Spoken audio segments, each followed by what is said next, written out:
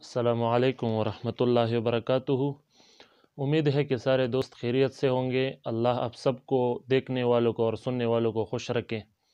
दोस्तों, हमने चूँकि ये आज़म किया है कि हमारे भाइयों को जो रोज़मर्रा ज़िंदगी में जो मसाइल दरपेश होते हैं, तो ताकि शरीयत में अमल हो, इसके लिए हमने ये कोशिश शुरू की है कि वो मसाइल आपके सामने हम पेश करें, जिससे आपको शरीयत पर अमल करने में आसानी हो।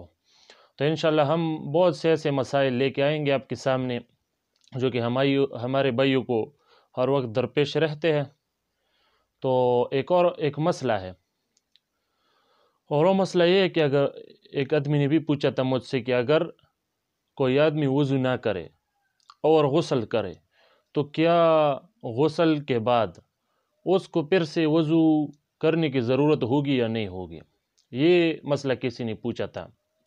तो दोस्तों, उसका जवाब ये है कि ये गुस्ल जो होता है ना, उसमें वो अज़ा जो वज़ू में धोए जाते हैं वो ख़ुद ब खुद उसमें वो गुस्ल के दौरान धोया जाता है।